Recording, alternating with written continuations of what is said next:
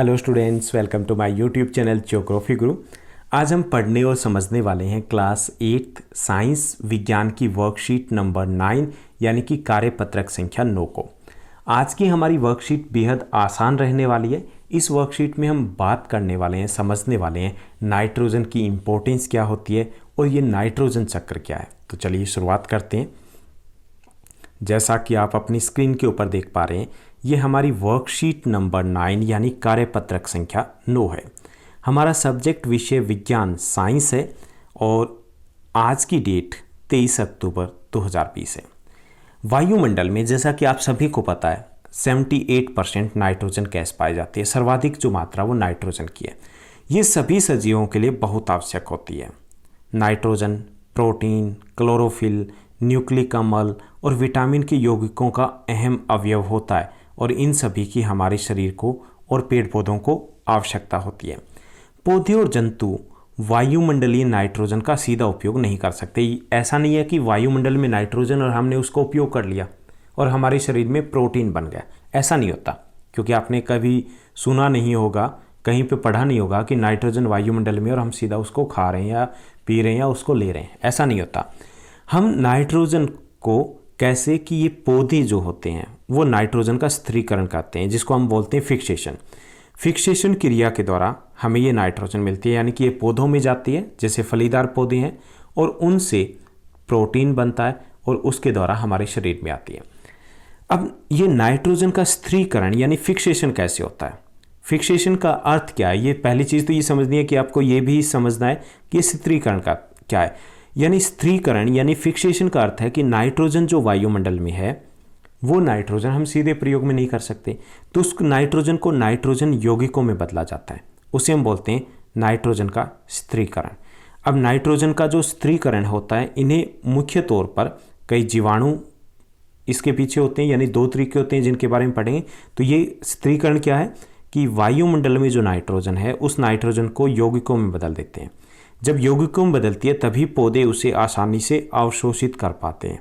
इसे हम नाइट्रोजन स्थिरीकरण या फिर नाइट्रोजन का फिक्सेशन कहते हैं, यानी कि नाइट्रोजन का रूप बदल जाता है। अब ये नाइट्रोजन का स्थिरीकरण यानी कि उसका रूप कैसे बदलता है, फिक्सेशन कैसे होता है, तो दो तरीके से होता है। एक तो जो फलीदार पौधे होते हैं, फलीदार पौधे जैसे हम बात करें सरसों, जैसे गवार होता है, आप गूगल करके देखना कि सरसों कैसी होती है, गवार कैसा होता है। ओके, सरसों, गवार, मूंगफली इत्यादि जो फलीदार पौधे होते हैं उनकी जड़ों में राइजोबियम एक जीवाणु होता है, वो पाया जाता है। तो वो नाइट्रोजन लेता है वायुमंडल से और उसको किस में, स्थिरीकरण में बदल देता है ताकि पौधे उसको ले पाएं। दूसरा होता है कि कभी कभी जब बिजली कड़कती है तो उसके कारण भी नाइट्रोजन का स्थिरीकरण होता है, यानी कि दो तरीके से होता है। एक तो प्राकृतिक कारणों से राइजोबियम इसको बदलता है और दूसरा होता है बिजली के कड़कने से, यानी कि दो तरीके से उसका स्थिरीकरण होता है, यानी कि नाइट्रोजन का रूप बदल जाता है। अब हम थोड़ा सा और समझते हैं कि नाइट्रोजन चक्र है, उसकी सहायता से हम समझते हैं कि नाइट्रोजन की मात्रा है। जैसे नाइट्रोजन है उसको पौधे भी ले रहे हैं, नाइट्रोजन है वो बिजली कड़कने से भी वहाँ पर नाइट्रोजन किस में बदल रही है, उसका स्थिरीकरण हो रहा है, फिक्सेशन हो रहा है। तो फिर भी नाइट्रोजन वायुमंडल में एक जैसी कैसे रहती है, कम ज़्यादा होनी चाहिए, नहीं होती ना। तो उसको हम नाइट्रोजन चक्र की सहायता से समझते हैं। अब कैसे ये चक्र कार्य करता है, यहाँ जब हम प्रश्नोत्तर की बात करेंगे तो उसमें हम दोबारा से इसको समझने वाले कि मिट्टी में जो उपस्थित जीवाणु या नीले हरे शिवाल है वो क्या करते हैं, वायुमंडल के नाइट्रोजन को नाइट्रोजन के यौगिक में बदल देते हैं। ओके, और यह नाइट्रोजन यौगिक है वो मिट्टी में चले जाते हैं, यानी कि क्या हुआ, जो नाइट्रोजन वायुमंडल में है वो कहाँ चली गई, वो मिट्टी में चली गई। ओके, ये मिट्टी में परिवर्तित हो गई। पौधे की जड़ों द्वारा यह जो नाइट्रोजन है वो पौधे के अन्य भाग में जाएगी, इससे उनसे प्रोटीन और यौगिक बनते हैं। अब जो भी जंतु इन पौधों को खाता है, अब क्या करेंगे कि इनको पौधों के द्वारा अवशोषण किया गया, मिट्टी से किस में गई, पौधे में गई, और पौधे से किस में गई, पौधे से जंतुओं ने खाया। जैसे हम भी जो मूंगफली खाते हैं या दलहन की फसलें, दाल वाली फसलें खाते हैं, तो इससे क्या हो कि पौधों को जो खाता है तो ये नाइट्रोजन पादप, प्रोटीन या अन्य यौगिक के रूप में हम तक पहुंचती है, पौधों तक, यानी कि उन जीव जंतुओं तक पहुंचती है, हम तक भी पहुंचती है। ओके, यानी कि यहाँ तक पहुंच गई। अब जब पौधे और जंतुओं की, या पौधे हैं या फिर जंतु है, उनकी मृत्यु होती है तो ये मिट्टी में उपस्थित जीवाणु, कवक इन्हें वापस नाइट्रोजन यौगिक में बदल देते हैं, जो पौधों द्वारा फिर से उपयोग कर ली जाती है, यानी कि फिर कहाँ पर पहुँच गई, उसको वापस बदला और वापस मिट्टी तक पहुँची। अब कुछ विशेष जीवाणु ऐसे भी होते हैं जो इन यौगिकों को नाइट्रोजन में बदलते हैं, तो ये वापस किस में चले गए, वायुमंडल में चले गए। यानी कि ये मात्रा है वो स्थिर रहती है, 78% है तो वो लगभग 78% रहती है। इसे बोलते हैं नाइट्रोजन चक्र। ओके, इसे क्या बोलते हैं, नाइट्रोजन चक्र। यानी कि वायुमंडल से ये जीवाणुओं के द्वारा पौधों में, मिट्टी में मिला दी जाती है, मिट्टी से पौधों में ग्रहण की जाती है, पौधों से जब खाते हैं तो जीव जंतुओं में चली जाती है, जीव जंतुओं की मृत्यु होने के बाद या पौधों के गलने सड़ने से वापस मिट्टी में आ जाती है।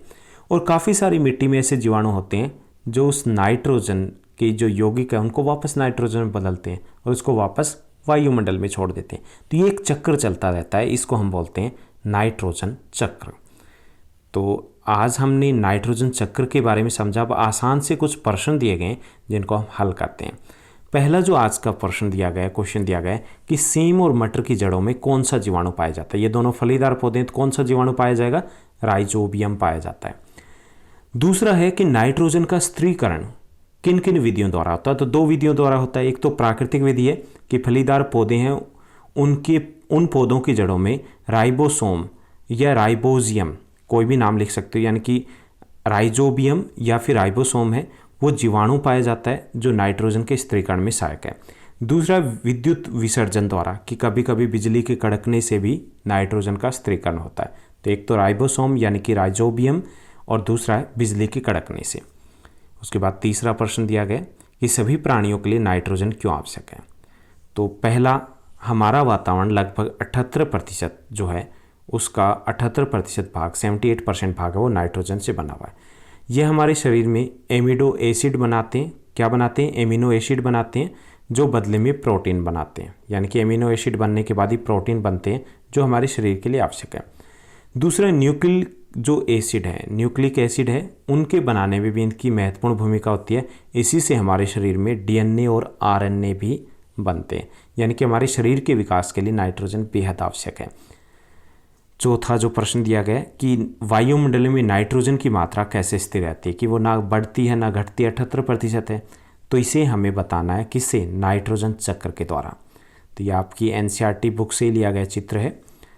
पेज नंबर 27 पे ये चित्र दिया गया।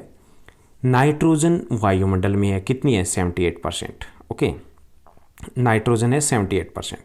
अब दो तरीके से, जैसे जब बिजली कड़कती है तो नाइट्रोजन का स्त्रीकरण होता है और वो किस में आ जाती है, मिट्टी में आ जाती है, पहुंच जाती है। दूसरा तरीका होता है कि वायुमंडल में जो नाइट्रोजन है उसको जीवाणु और शेल है वो उसका स्त्रीकरण करते हैं और उसको किस में बदलते हैं, नाइट्रोजन यौगिक में, और वो किस में आ गई, मिट्टी में आ गई। यानी कि दोनों तरीके से मिट्टी में आई, स्त्रीकरण हो गया, फिक्सेशन हो गया। अब मिट्टी से कहाँ जाएगी, ये पौधों में चली जाएगी। पौधों को जंतु खाएंगे, हम भी जैसे दाल वगैरह खाते हैं उनको खाया, और ये हमारे शरीर में या जंतुओं के शरीर में चली गई। जब पौधों की गलते सड़ते हैं पौधे या जीव जंतुओं की मृत्यु होती है तो ये दोबारा से मिट्टी में चली जाती है। यानी कि मिट्टी में से निकली और मिट्टी में रह गई।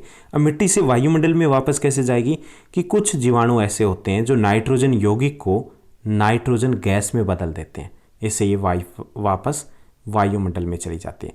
इस तरीके से नाइट्रोजन का स्त्रीकरण होता है, यानी कि नाइट्रोजन चक्र है वो चलता रहता है। यहाँ से फिर वापस आएगी तो ये नाइट्रोजन चक्र कहलाता है। तो इसको आपको अपनी नोटबुक में अच्छे से बनाना है। तो ये थी हमारी आज की आसान सी वर्कशीट जिसमें हमने नाइट्रोजन चक्र को समझा, नाइट्रोजन का फिक्सेशन कैसे होता है ये हमने समझा। आपकी क्लास की सभी वर्कशीट है वो एक दिन पहले इसी चैनल के ऊपर अपडेट कर दी जाती है। आपकी सभी वर्कशीट के जितने भी डाउट्स होते हैं, क्वेश्चन होते हैं, उनके रिटर्न में आंसर आपको प्रोवाइड करवाए जाते हैं। आप इस चैनल को लाइक, शेयर, सब्सक्राइब ज़रूर कीजिएगा। आप अपने टीचर के साथ शेयर कर सकते हो, अपने फ्रेंड्स के साथ भी शेयर कर सकते हो। आज के लिए बस इतना ही।